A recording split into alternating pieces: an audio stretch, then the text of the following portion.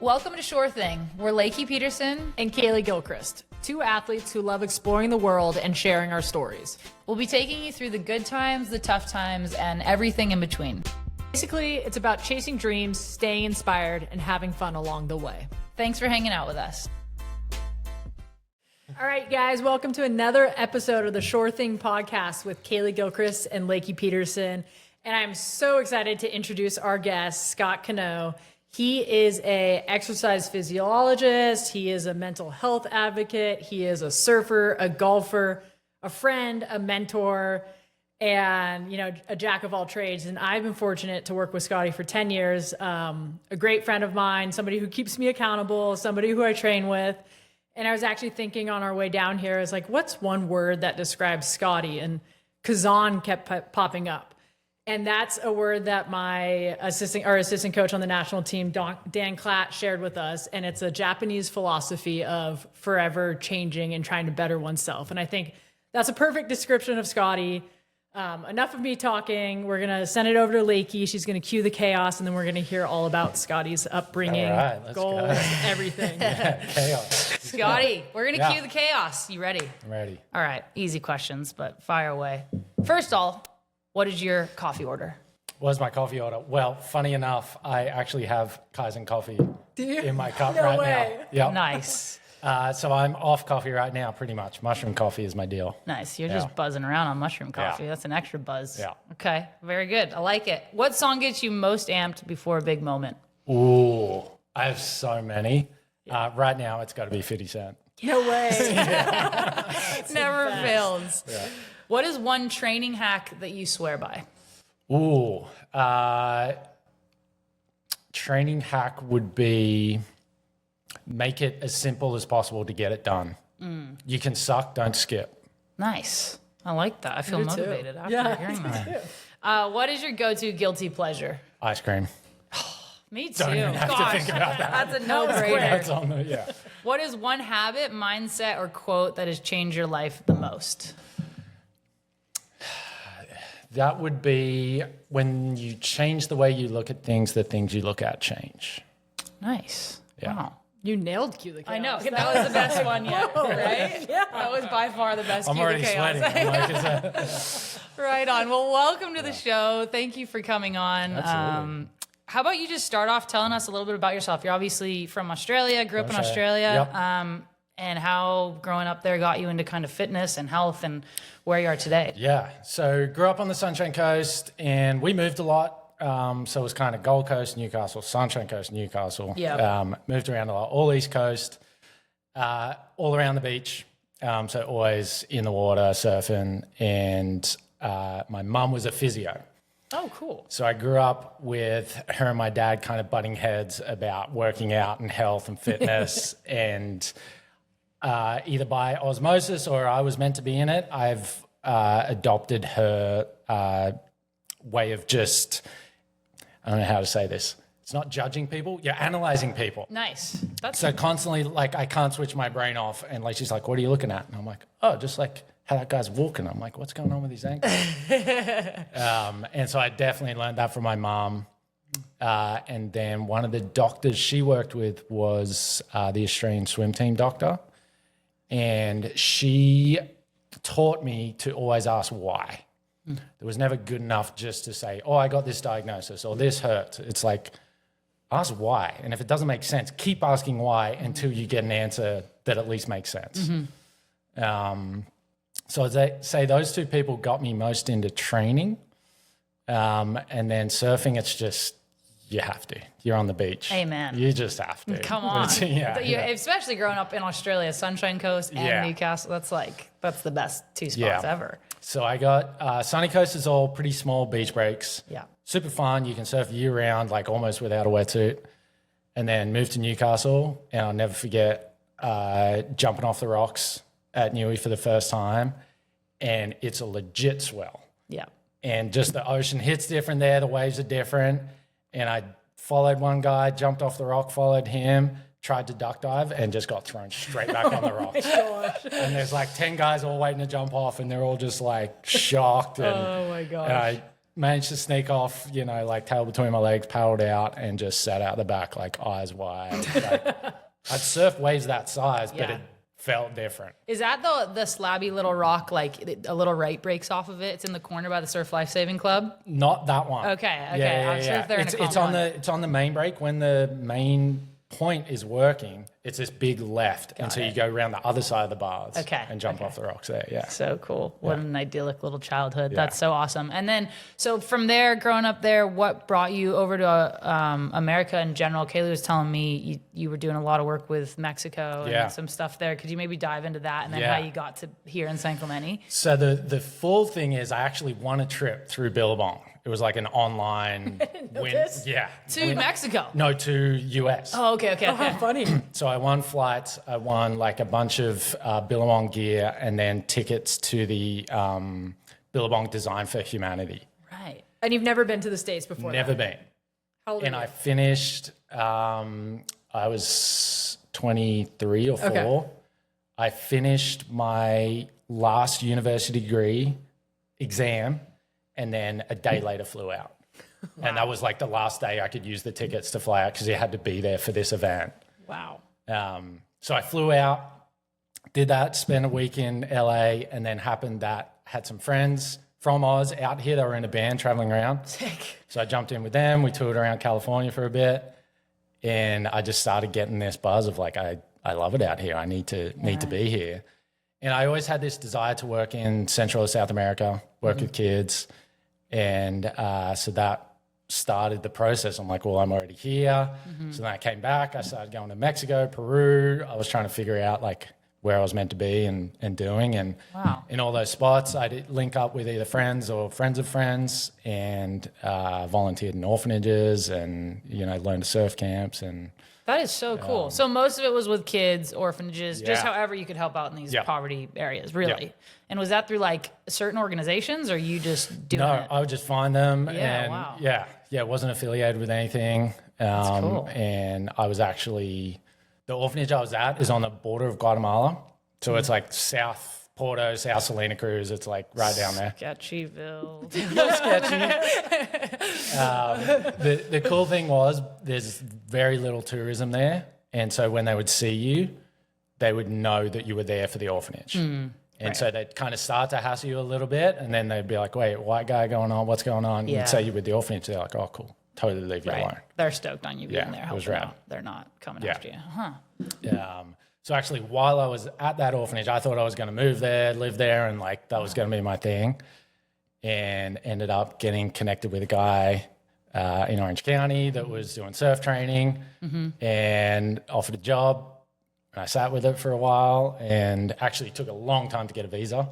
Yeah. But I made the decision and jumped in and came to San Clemente and started training and met Kaylee not long after. Unreal. Yeah. That's amazing. It really just like all fell into place the way it should, it sounds like. Yeah. And talk to me a little bit about your guys, like you and Kaylee, you can maybe take it from here. You guys met with USA Surfing, we had just mutual connections through USA Surfing. I was a little older. Scotty hopped in with USA Surfing when I aged out. And at this point, I had already done the 2016 Olympics. And this was when I thought I was going to retire and go full-time surfing. So I reached out to my contacts that I have at USA Surfing and got connected down here at San Clemente at a training facility. And the first guy I meet was Scotty. And I think we sat down and talked about goals. And there's a few others that helped that year, but I always started gravitating like more towards him, just his idea, his demeanor, and kind of what he was teaching me. And I was kind of like lost after 6 months in the QS, had some decent results. The coach I was working with, I adore, and he did great, but it just wasn't working. Traveling with somebody is so difficult. Yeah.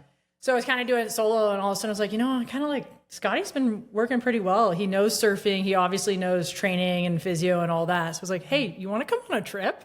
And I think we went to Cabo, was our first trip. Oh, yeah. And he came down. Cabo. It was Cabo. Yeah. And I'm pretty sure I already lost.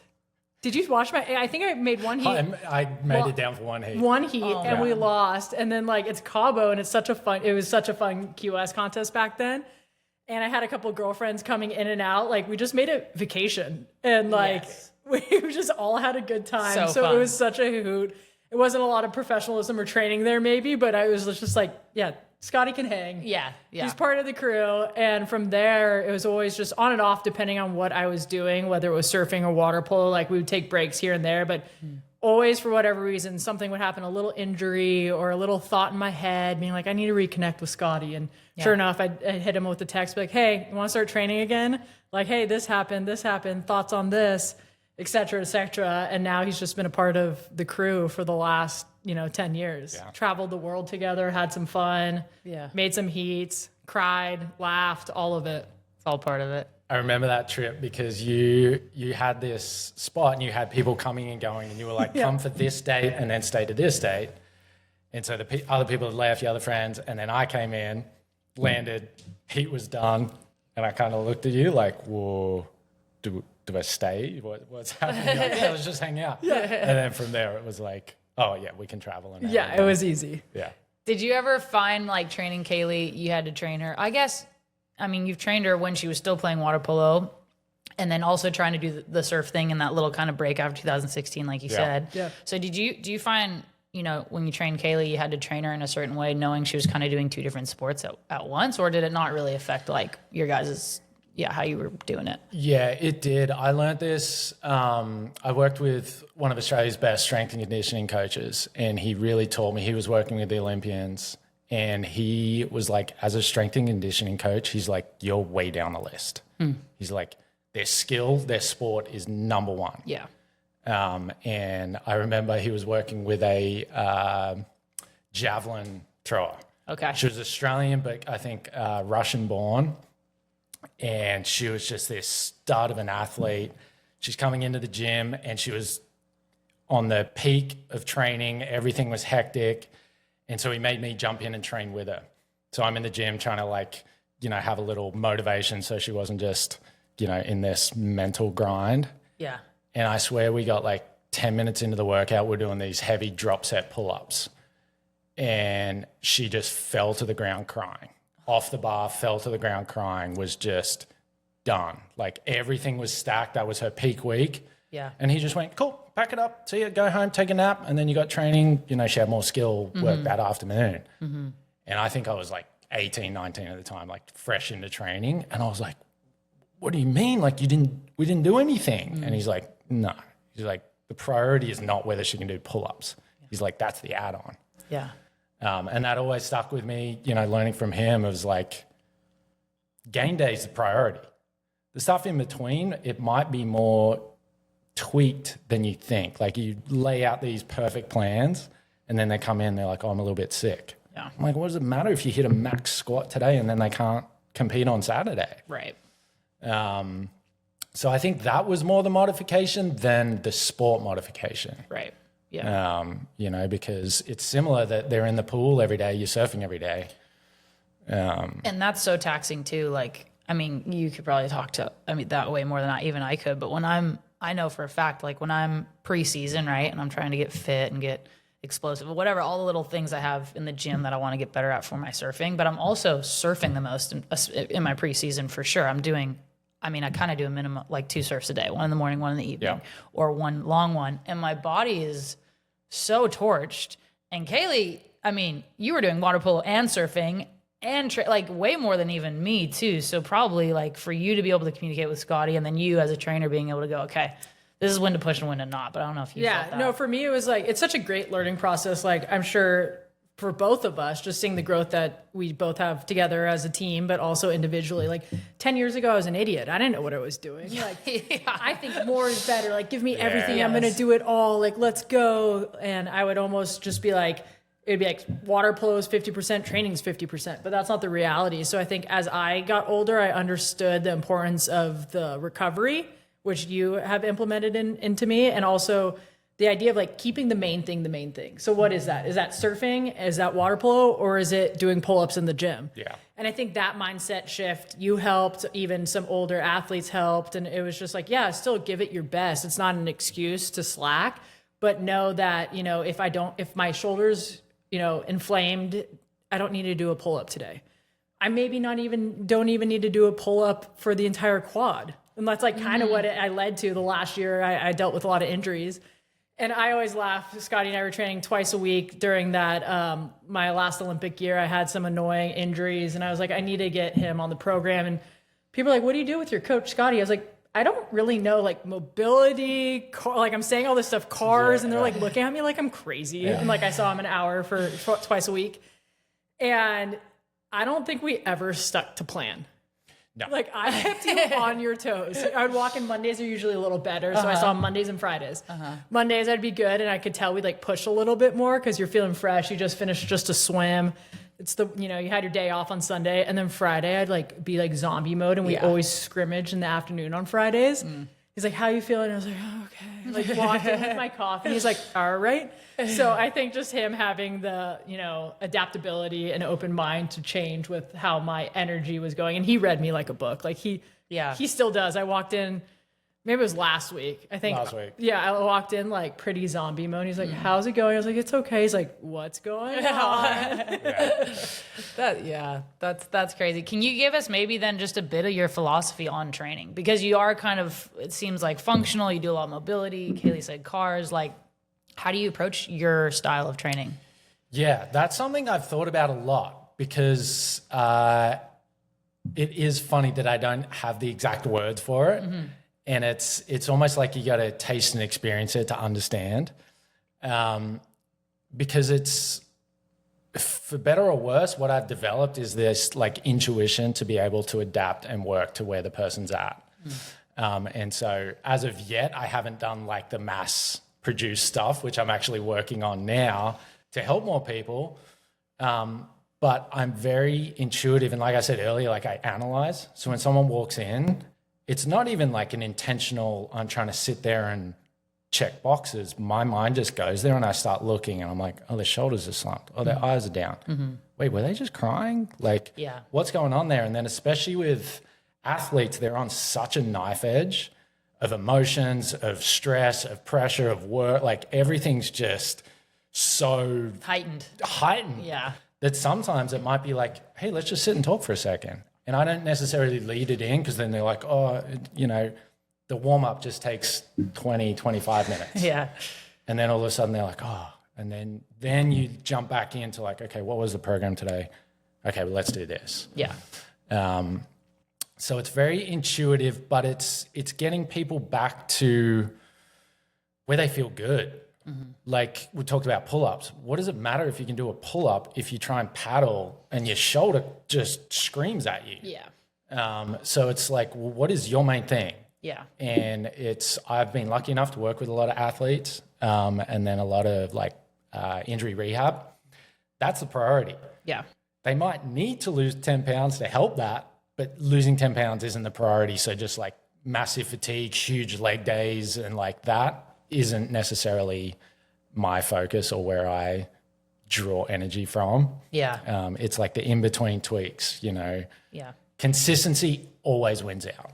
I agree with that so much. Like you probably would also. I feel like it really does though. Like little bits every day is so much better than just destroying yourself like twice, whatever it is. But just showing up a little bit, whatever that is, could be mobility, could be, you know, like. And I also think like mentality wise too, if you have a list that's this long of everything you need to get done, even if there's like little things like I need to stretch for 10 minutes, then I need to do my journal for 10 minutes. Then I need to work out for 30 minutes. Then like the list starts growing too. Like the stress you're putting on your body and your mind that you don't even know, because then you feel guilty if you don't check all that off. Yeah. Like that's something that we've worked on a lot. It's just like, okay, no, just do one thing a day. Yeah. And that helps just relieve the stress in the body, and you're still being able to accomplish something towards your, you know, physical goals. Yeah. Yeah. I think that's the beauty of a coach or a therapist or trainer, whoever you work with, because I'm the opposite. If I'm in a slump, I need to write everything down. Yeah. Like get a win, make the bed, make your coffee, look at the sun, like get outside. And if I tick like 6 of those things that I probably would have done anyway, but it feels like, oh, momentum, then the workout, then the like stressful stuff, I have momentum into it. Yeah. But if I just go, this is the way to do it and this is how you succeed, and then I give it to her and she's like, this sucks, I hate this. Yeah, totally. So yeah, finding a coach and trainer or someone that you can know where you're at, because it'll fluctuate and there'll be times where that's what she needs as well. Yeah. Yeah. You mentioned therapist, mentor, and coach, and I think that's basically you in a nutshell. So you've obviously developed your skill set. You know the body so well, and you've learned and continue to develop that always. But then you've added, mentorship, goal setting. You've added breath work into your routines when your clients need them, and therapy. I mean, we've talked about life over and over again, whether it's for you or for me, but we help each other out. So what is your role? Like when people want to work with Scotty, what do you offer them? Yeah. Again, that's something. How do I write that down or like simplify it? It's my focus now is really helping men succeed, break free, get unstuck. And so within that, I have 3 pillars that we work on: physical, personal, and professional.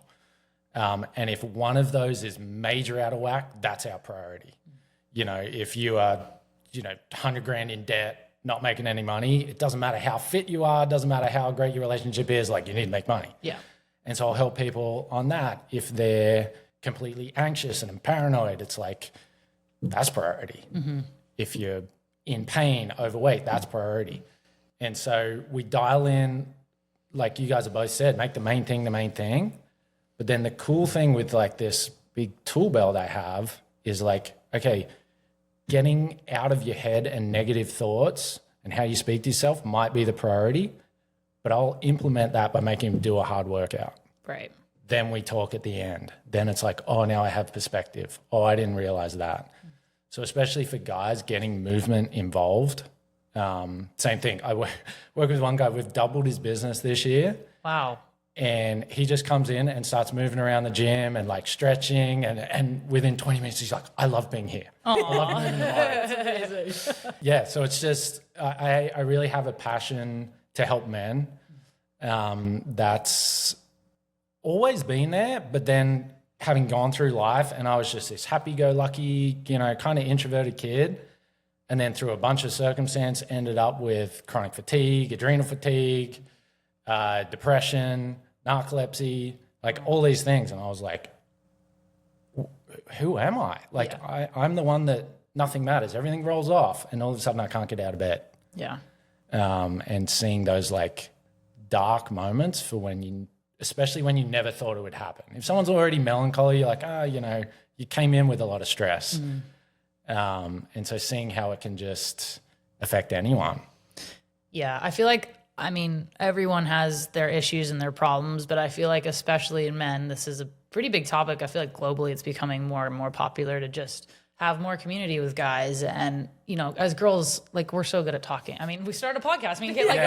We love to talk. We love to say our emotions. We love, we love to be vulnerable. We love to cry. It's like how we're built. And for men, it's really not. And obviously it's because you're men and you are, the leaders of the homes and you're strong. And those things I think are what make men for sure. But also there's a vulnerable side that I think is so important for men to have. And they maybe oftentimes don't feel like they're allowed to. Yeah. And I think that's so cool that you're kind of creating that space for a guy that's like, hey, this isn't weird. It's not like you're both, if you both sit there and cry, that's fine too. But it's like, maybe it's just movement or talking, right? Like, that's really cool. You've created a space for that and have seen the need for that. Yeah. There's a natural flow that women kind of tap into easier or more naturally, and guys miss a big step. Mm. And that's that reflecting, the release, the rewiring, the allowing of sitting with the emotions. Mm-hmm. And that might be a release. It might be anger. Mm-hmm. It might be tears. It might be something, but we're either taught or we think it's the right way to just like only work in the like upward phase. Yeah. And so we're constantly like going up this way, and then we get either burnt out, lost in the system, whatever. And then this huge gap of like, why am I unhappy when I'm doing all the things that used to make me happy, or I have more success than ever? Mm-hmm. And then I'm typically the first guy to cry. Yeah. Like I'm not shy about it. I just let it out. That's awesome. It's the release, and you'll see guys for the first time. I get, a bunch of entrepreneurs together, and I'll start sharing and crying, and you see like the new guys like, wait, what's up with this guy? Really uncomfortable. Yeah. And then, so funny. And then at some point they start being like, oh wait, that's what I want. Not necessarily the crime, but the release, the comfortability to be like, wait, there is a point where that emotion has to release. And it's stubbornness within men to just be like, no, I just got to battle through it. I can't show it. How stupid, it's whatever, not the right thing. Yeah. And a lot of that is just that's our self-made story that we tell ourselves. For sure. But then there's not really the spaces to have that and feel okay with that. Yeah. Which is why like jujitsu, Yes. I can't say it. Jiu-jitsu. Yeah, thank you. They're great because you get into that physical, but then there's the emotional side and there's the release and there's the camaraderie and there's the natural checking in. Hey, you actually all right? And that doesn't happen much. Yeah. Martial arts feels like a really great way for everyone, but even, I mean, my husband won't mind me saying this, but he did Muay Thai from like a young age, and he's hesitant to do jiu-jitsu because he got hurt doing it. But now he boxes a lot, and he'll do it with his friends or with his brother or whatever. And like, I think it's a great emotional release for him and just men in general. And I see it, like they hang out afterwards or grab a coffee afterwards, and it's like this double whammy of like getting it out, but also what you just said about jiu-jitsu. Yeah. Share a little bit about kind of how you're doing that with Good Things, your Wednesday mornings, your Saturdays that you do a couple times, multiple times a year. Yeah. That I've been fortunate to be a part of. Hear it. Yeah, it really fired me up the last time I was back to Oz. I'd had some events going on, and then going back to Oz and just the morning culture, like you're at the beach early, like as soon as the sunrise, it's packed. There's people, not even just surfing, people just walking, getting coffee. There's groups. There's like so much going on. It is insane. I don't want to interrupt you, but like you go to the Gold Coast and it's 4 a.m. and you're like, what the heck? It feels like it's like sunset. There's people everywhere. It's like, so it's the reverse happy hour. Yes. It's like you get up at 5 and you're late. Yes. You know, it's like you get there early. And it's a switch from the like wake up either straight to social media or work or whatever, of like get life in first, and then you'll see people and they'll be at the coffee shop and they're like, oh yeah, I'm going to get to the office. And that progression happens normally. And so I wanted to like really build that in to what we do of like, even if it's short, step outside and like stop the just constant input from someone else, like allow yourself to experience life. So we do a couple of things every Wednesday morning. It's now been over 2.5 years. Wow. We meet down at the pier, 6 a.m., and then we walk down to the lifeguard tower. We do a workout on the beach. It can be random. Sometimes it's hard. Sometimes, I think the other day we just played volleyball. Sick. And then we always jump in the water. We'll go around and share like what we're grateful for, or if anyone's struggling, there's like always a space to talk. We'll do some breath work. And then we come back to Bear Coast and get a coffee. Unreal. So we do that every Wednesday. It's open to whoever. I always explain to people like the workouts it's just kind of there, because people are like, oh, 6 a.m. beach workout, that's scary. And I'm like, we just make it up. Like if you don't want to do that thing, don't do it, do something else. Like that's just, it's being around people, getting your toes in the sand, grounding, doing all these things, and knowing that at 6 a.m. in the dark, someone else is going to be there. Yeah. So that's been really cool. And then the events have been a mix of cold plunge, coffee. We'll do some sauna. We'll have like a yoga breathwork section. And again, it's just switching, giving someone an opportunity to not just meet at the bar. Like what's another thing you can do where you leave feeling better than when you got there? And that's been really fun, something I want to do more of. Are those, where do those take They've place? been out of my house. Okay. Yeah. Cool. Yeah. So I just put up a link, and then you RSVP and you get the address. And so I'm not blasting my address everywhere. But, Bunch of weirdos coming around. I'm a little embarrassed to say I've only been to 2, but you know, schedules and life always happen. But I've been to 2 in the past year, and I'm like, I'm bugging him. I was like, when's the next one? When's the next one? That's Like, so cool. It's just such a cool community that you've created. Everyone's so open and welcoming, and it's just, you feel good after. You feel better than when you showed up. And I look forward to them now. And I'm also like, because we've been working for so long together, I'm like, I'm proud of Scotty. I'm stoked for him. That is so cool. Yeah, it's funny because I am still pretty introverted, and so like doing events is still like not in Doing my, this podcast. Yeah, like, You're there's a doing camera. great. Yeah. No, you're doing real good. So yeah, being in front of people is like still a little challenge. And I get like everyone, I get my own head, and I'm like, this is dumb. No one likes this. What are you doing? And then you hear that, and you're like, oh, why didn't I do this more? It's not done. It's funny. I feel like the sauna, me and Tom were talking about this recently. It's kind of this new way to hang out. Like, oh, let's go have a sauna. It's like a cool new, I mean, people go get coffee or, like you said, go to the bar or whatever. Yeah. But I feel like saunaing is a really great way, if you have access to one, to hang out with someone, actually catch up and do something that is really good for you and you feel better. It's like this new trend, which is, it's cool. It's like, I don't know. I just think that's really rad that it's like this whole new way to hang out with people and catch up. And that's, looking at like all those other cultures that's what they do. That's how they get together. They finish the day there or start the day there. It's like a check-in with your community. Like we're more connected than ever and more disconnected than ever. Like it's easier to get a hold of someone, but it's much harder to actually connect and know whether someone's okay or like, God, that's I'm good, thanks. yeah. for sure. Yeah. Which, so it's called good thanks. And it's part of joke of like, that's just the standard answer. When someone asks you, it's just quick, get it off. I don't want to talk about it. Like, and then there's the awkwardness of like, no one wants to actually hear all my problems. Yeah. So you just answer, oh, good, thanks. That you could say that right after the worst day of your life. Yeah. It just comes out of your mouth. Yeah. And then the juxtaposition of the other side where you can actually look someone in the eyes and say, you know what, I am good. Thank you. So that's where the name came from. That is so cool. That's rad. Do you feel like with your training, so we talked about it a little bit before, but you train a lot of athletes from all different aspects. Do you approach training like a pro athlete differently than the average person just coming in? I mean, I know your philosophy is kind of the same. You're double clicking or focusing on whatever their thing is, but overall, like the actual physical training part, is there a difference of how you approach that or not really? That is athlete dependent. Okay.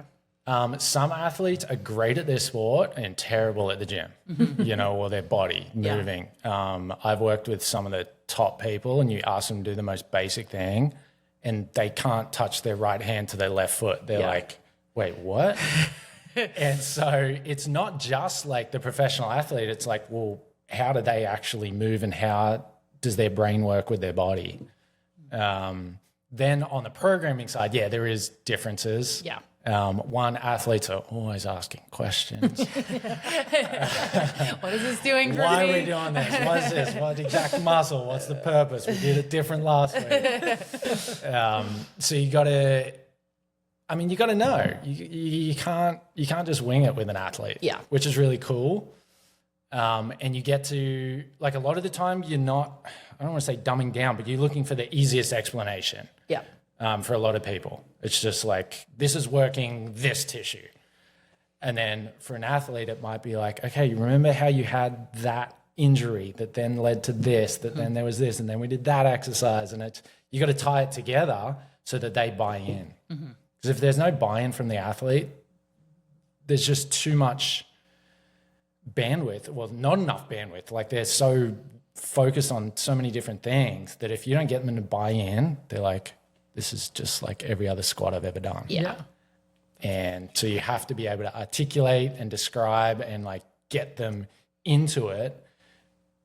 So I'd say that part is different. And then the programming, massively different, especially with surfers. Like you might get a week, 2 weeks with them. Yeah. So And then erratic. It's they're like, insane. and every single time they're like, no, I'm here for 2 months. You plan it is so all out, true. and then they're like, wait, Ghost I'm you. going away. There's ways and why. Bye.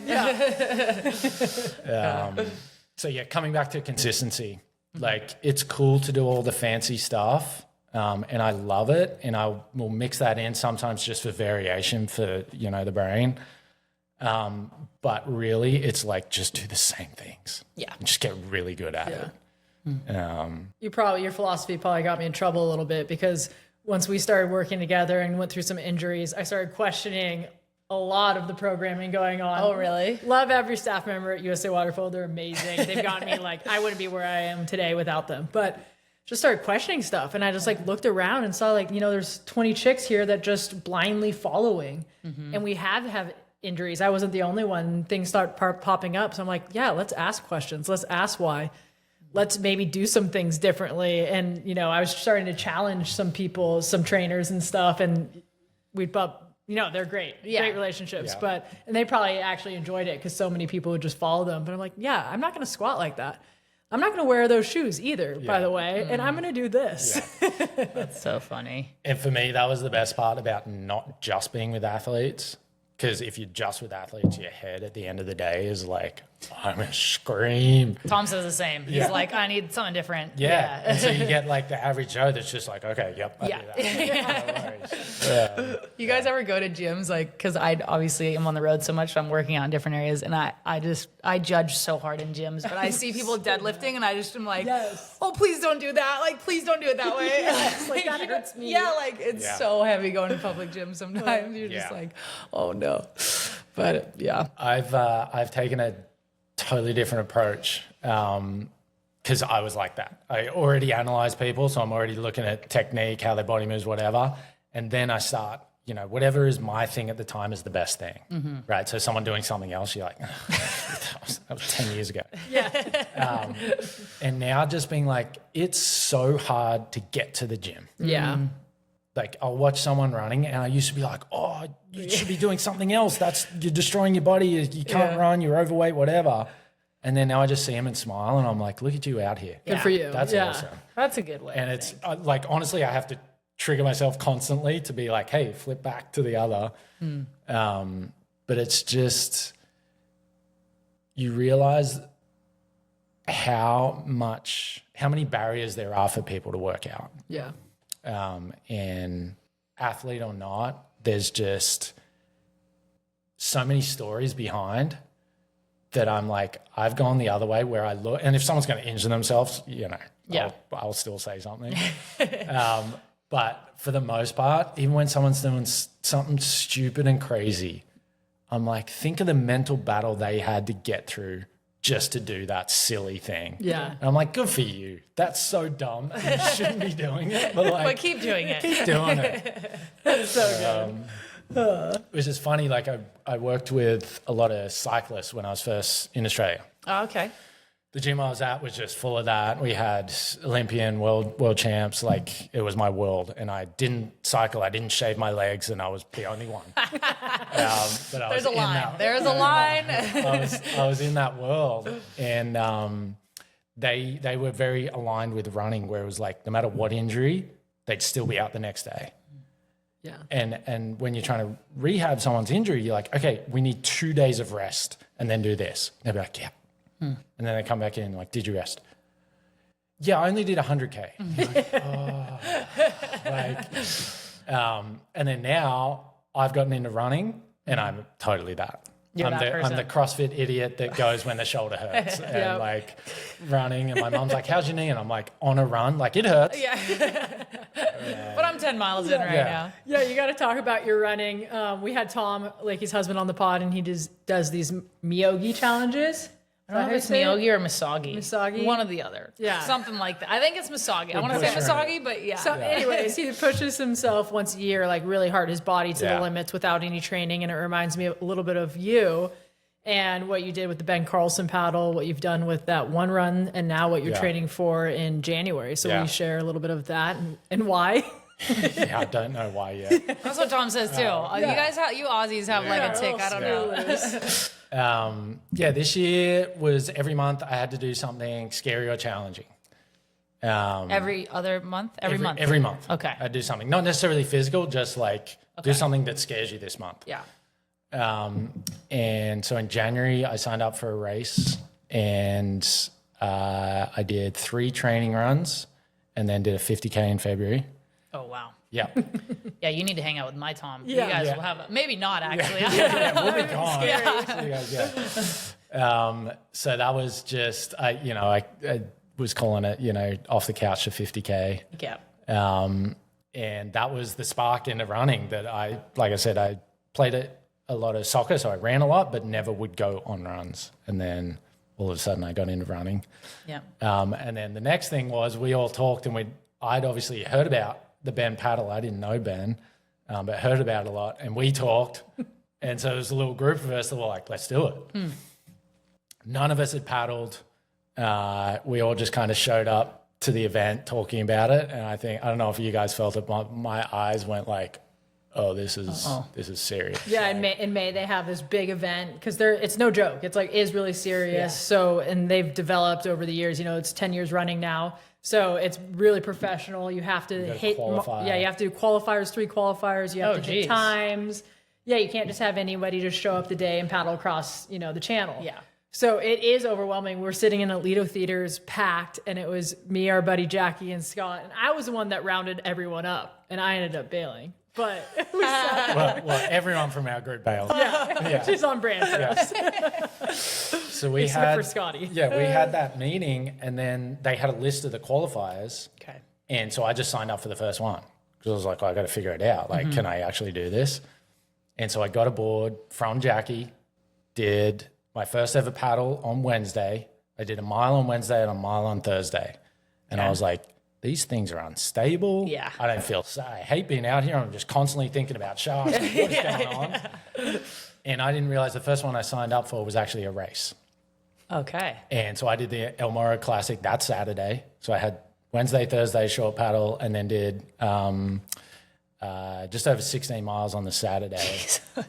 And was like, Dark. Oh, this no. is Hint dark. bad. Mayday, This is mayday. bad. We're getting text updates. She's like, you guys. Yeah. I had no idea. I packed a whole bunch of food on there. I had drinks. I was like, Yeah. I have no idea what's going on. Head to toe lycra, all sun protection.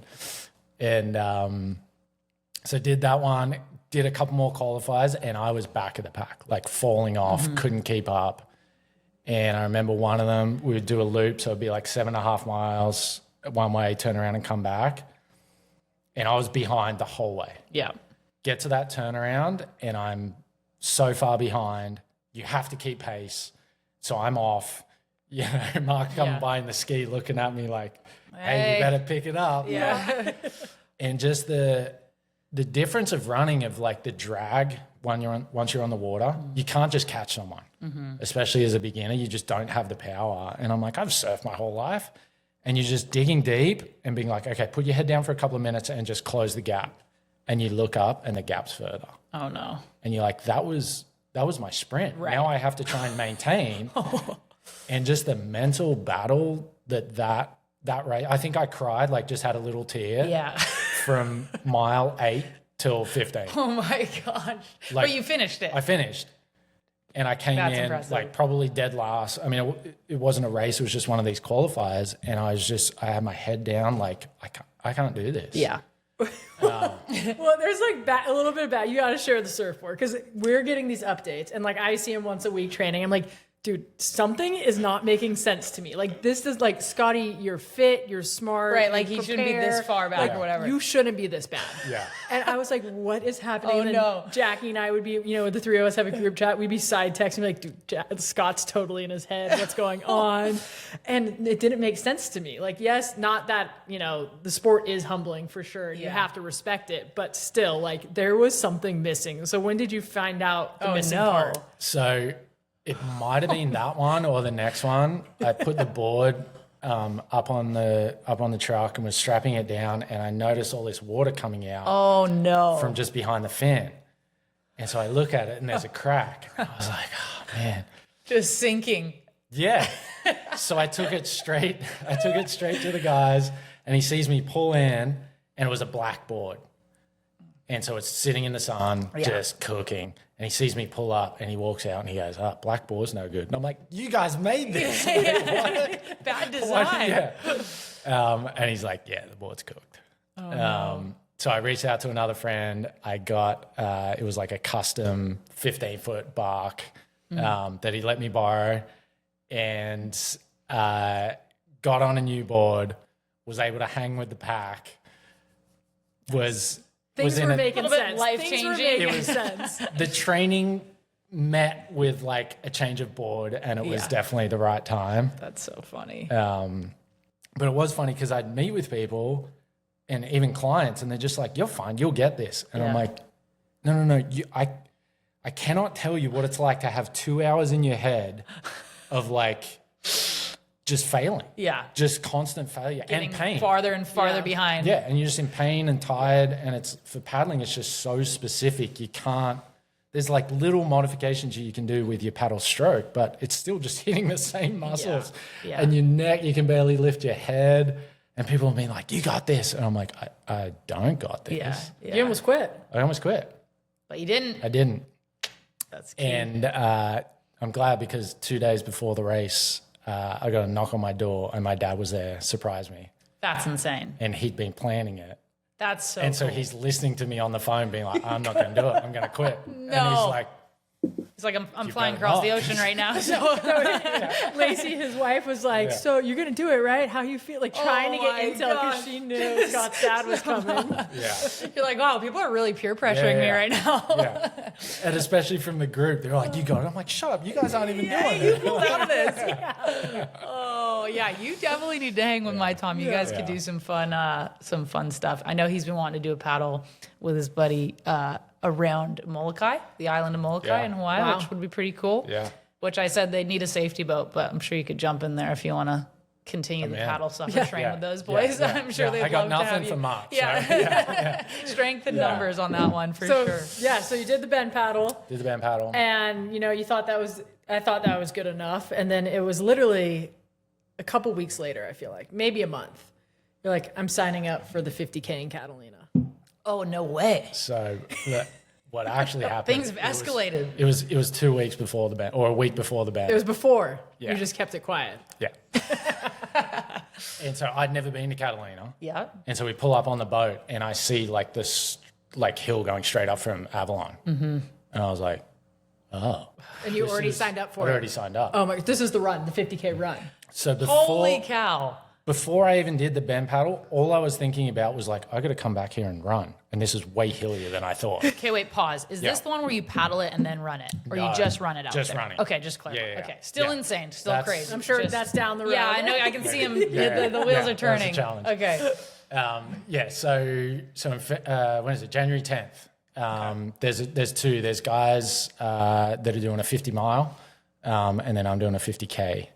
And so it's start in Avalon, you loop out and around and come back, and it's quite a lot of elevation. Okay. So that's the. Wow.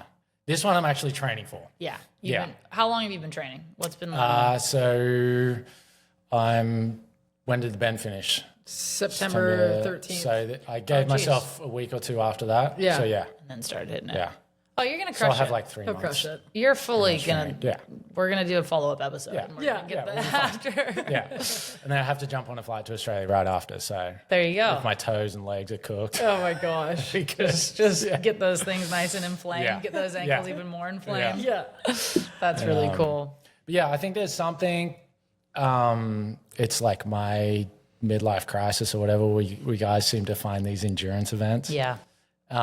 There's something so calming about being in nature and suffering. And it's anytime I don't want to go on a run or didn't want to go on a paddle or whatever it was, and it can be as short as 1 minute up to like 20 minutes in, and everything just goes, Yeah. and all the noise, all the negativity, all the like things you're worrying about, the business and the relationship and whatever, you get this insane clarity. And it's not about, like, I'm not trying to hit a crazy pace or like win or do anything. It's not about the winning. It's the achieving and getting through it. Yeah. And it's, I always say life is hard, no matter what you choose, it's just hard, but the suffering's a choice. And a lot of people don't have a purpose or a reason. And so there's just a lot of suffering. And switching that into there's a good reason, and you can enjoy the hardest of times. Yeah. So for me, that's come from the physical, which then translates to meditating. I'm like, guys, especially like, I can't sit still for 10 minutes. I'm like, I just ran 15 miles. Yeah. Sitting down for 15 minutes sounds delightful. Luxury, No luxury. noise. Like all of a sudden it switches. Yeah. We just come back. You asked me at the start, when you change the way you look at things, the things you look at change. Yeah. And when it's everything seems so out of reach, but once you start on the path, you realize like no one has any idea what they're doing. Yeah. Like I get into it and I tell people I'm doing a 50K and they're like, what the heck? And I'm like, the guy I'm doing with is running a 50 mile and he'll run it faster than me. Yeah. Like there's levels in it, in business, in whatever you're in, there's always someone you can look up to and then always someone you can help up. And I think that's doing what you need to do to get perspective. When you're just like so zoned in and close, there's no space. And so a lot of, like when someone's hyper stressed and for a guy, they're not in tune with the emotion. They don't know. They just keep going, I don't know, I'm angry. Yeah. And then we'll go through a workout or a breath work and all of a sudden there's space and they're not like just eyes on this emotion or stress, the work thing. All of a sudden there's space and they go, oh, I was stressed because of this. Yeah. Or I felt this because of that. Yeah. And you do not at all need to go do some 7-8 hour endurance event to get that. But Literally finding go for a things- walk outside. Yeah, exactly. Like, yeah. Yeah, just lower the barrier of entry. Like if working out is a really big challenge, go outside and walk for 10 minutes. Yeah. Just like start, huh? It's Yeah. like- I think it's important too, like as a client of yours, it's like you practice what you preach too. And that's so important. Like he does the workout, you know, when you go to the doctor's office and you have an overweight, smelly, stinky doctor and you're like, I'm supposed to take medical advice from you? Exactly, Like, no yes. way. And, you know, Scotty has had his, you know, tougher times and has hit depression and has gotten his way through it, and then also has done the challenges and the physical and everything. So I think it's just that much easier to, when you're talking about buying in, to buy in. Yeah. It's like, well, he's done it, so look at Totally. him now. Like, I can do it too. Yeah. Yeah. That's very cool. You talked a little bit about the plans for the future that you're kind of working. I know a little bit more with school and everything. Do you want to share what's to come? Yeah, I am finally launching an actual surf training program. Whoa. Yeah. Huge. Is Yep. this here or on? So it'll be online. Yeah. Okay. So I'll have a school community. Yeah. So it'll be a free community that you can jump in. You'll start to meet people. You can get some free workouts. Very cool. And then there'll be systems within that. You know, maybe it's loosening up the hips so you can pop up better. Maybe you got back pain, you can't paddle. So we'll break it down in there. So cool. And it's something, I mean, I've been training for 20 years, which sounds crazy. Right? I still think I'm 20 years old. And I've resisted that, that anything online or like in that space. And I just hated it. I hated the kookiness. I hated the like crazy surf specific that you're like doing. Pop-ups on Bosus and blindfold. Which don't get me wrong, I've made people do before. For sure, but, like, sure. No, hey, we all have done it. But it just, I never wanted, here's a good one for you. I wanted to be liked so much, and I wanted people to know that I was genuine and cared about people, and being on any social media or having a program, I didn't want all that judgment and inability to like explain myself. And now I realize like I've limited who I can help. And if people want to hate or think it's stupid, fine. I want to help people. And I think surfing is such a huge part of life that we lose. You know, it's so fun when you're young, and then it becomes this like community, and it's just, you get so much from it, whether it's traveling or like getting over fears, taking off on that wave. You get all these, you're looking for, I finally want to learn that turn or get barreled and all these little things. And then you get to whether there's family or an injury, or all of a sudden it's like too hard. life It's too happens. much. Totally. There's too many people. It's all That's aggressive. true. Yeah, that is true. If a couple people could stop surfing. That'd be great. So, and that's, I mean, that was one of the things. I didn't want to be adding more people. I didn't want to do a learn to surf, Yeah. like add more to it, because I'm like, no, I want less people. Yeah. Whereas now I'm like, no, I can just help the guys that used to surf really good that now are like, oh, my hip doesn't work. And so that'll be coming in the new year. Very cool. So working on that, and it's fun, it's simple, and again, it's the consistency. It's everything. Yeah, I think we had like kind of some standard warm-up programs that we used to do at the gym, and there was some more funky kind of moves in there that it's okay in a gym, but you're not going to do in a wetsuit on the beach. And I think Yeomans was the only one who was like, no, I'm doing these warm-ups. That's amazing. And, he's the guy that doesn't care. He's going to paddle out in Speedos. Sure. Yeah. For sure. And he also I think that's one thing. If you surf good, you can do whatever you want. I mean, the warm-up wise, yeah. I could care less what I look. I'm warming up every single part of my back before I go out there, because otherwise, and I do not care what I look like. Well, it's so funny. I think it was just on the Stab How Surfers Get Paid episode. They were talking about the rash guard with the hoodie. Yes. And how was it one of the Malloy brothers was getting crap wearing it 20 years ago, and now it's like, because John wears it, it's like the coolest thing ever. Yeah. So you just like got to lean into what works for you. And, Totally. Yeah, because, there's all those like little Instagram clips, even like the Cook of the Day videos where it was like, they'd zoom in on some old guy at Sano on his 20-minute warm-up. Yeah. God And bless. it's funny. Like, I'm not going to say I don't ever laugh at that, but who knows, especially having worked in injury rehab. Yeah. And I worked with the Australian adaptive team. I've worked with some of the US guys. And if I saw a guy on a kneeboard, I was for sure like, screw this guy. Like, I'm gonna snake on and take it. Like, what the heck? And then now being like, he might have lost his legs, and this is the only way he can get in the water. Just the perspective. I have this like, oh man. This is good for me to hear. I am so judgmental of surfers. I need to be way better at that, because I'm singular-minded. And don't get me wrong, like that's my judgment is like the go-to, and I have to convince myself to like, no, what else is going on? Like, why are they doing that? Yeah. If someone's all aggressive, it's like, dude, their life must suck. Yeah. Like, what's going on? Yeah. Even down to, I still am not quite on board. I still don't surf trestles much right now because the crowds, but I am switching again to like, there's so many people in the water. What about there's like, how many billions of people in the world, and I'm one of few that get to surf. Yeah.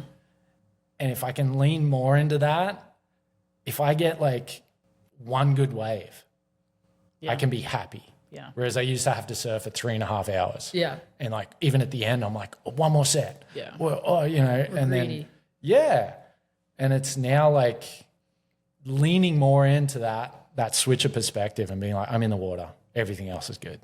Yeah. Everything else is good. I've learned, like, obviously going in and out of the surf community for so many years, whether it's just, I had an injury or focus on water polo.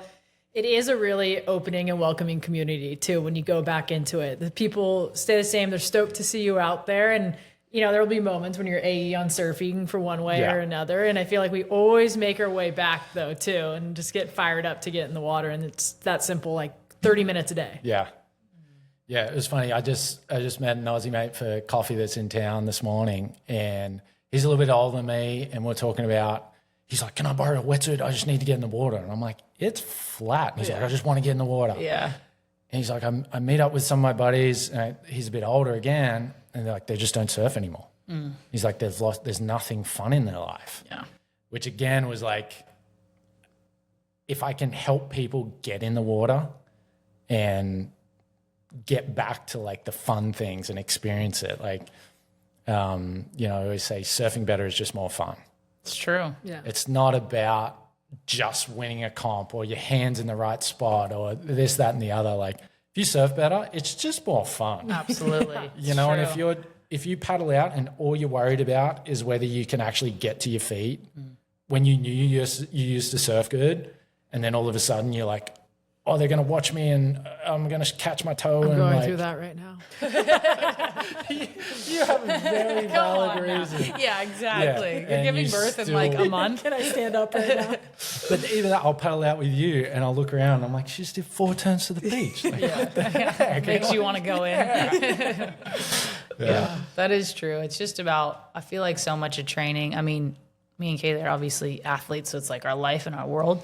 to be fit and train well. But also I've thought about it a lot lately. Like when I'm done competing, I just want to be as good as I can at everything for as long as I can in my whole life. Like if I can still be paddling out on a board at 80 because of what I do now, that's my why after I'm done competing, to go be fit and take care of myself. And, you know, it's just to be better for longer for my kids one day, my friend, my family, like whatever, you know. Your mom's a good example. My mom's, for sure. She's a little, lately I'm like, Mom, we need to like, you would probably, my Tom looks there and he's like, oh man, we need to fix your hips. You know what I mean? Same we sort of can thing. help you. Yeah, he like wrote her a little program the other day to do at home, but she just doesn't stop. She is a good example of that. Yeah, fully. Like she's out there regardless. So there's something to that. Yeah, for sure. Yeah. I mean, I took a break. I couldn't surf lowers anymore. Yeah.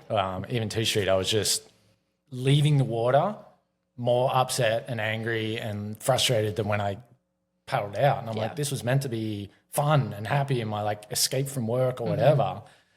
And so I took a break for a while. And now with that perspective, it is just more fun just to paddle out and like not be so caught up in, will I get that set wave or who's going to be there? Or, you know, I try and embody, you know, Kev Schultz or the Goodangs where they just paddle out with a big smile. Stoked, And I'm kind of like more introverted and want to, like I'm a little competitive. Paddling around. And when I lean into that and I paddle out and I'm like, hey, what's up? And the guy's like, I don't know you. Like, but then you set the tone instead of paddling out being like, everyone's aggressive. I'm like, yeah, you're aggressive. Yeah, like, for sure. You got a big old scowl on your face, you know? Like, you control it in a way. Yeah. I wanted to ask you, this kind of brings back to more specific training stuff, but if there was 3 exercises and that's all you could do for the average person, the holy grail, this might be too hard of a question, but what would they be in your opinion? Ooh, 3 gym exercises? 3 gym exercises. Actually, you know what? It could be any. It could be. You could have running in there. Whatever. I 3 would things say you could do. 3 things you could do would be hanging, some sort of row variation. So where you're pulling a weight towards you, getting the back muscles essentially. And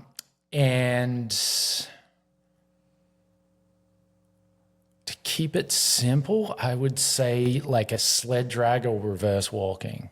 Nice. Okay. Yeah. Really hard to nail it down. 3's hard. 3's hard. Yeah. Again, what are they looking for? If it's back pain, I would say foundation training. Look into that. Yeah. You know, it's.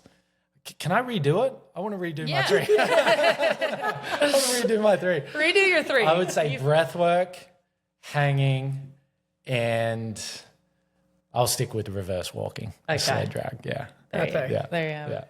Well, Scotty, thanks for coming on the pod. I know I think you mentioned you have 7 clients today, so you're as busy as can be. We're going to wrap it up. So we have one question that we ask all of our guests. Yeah. If you could send a voice memo to your younger self, what would it be?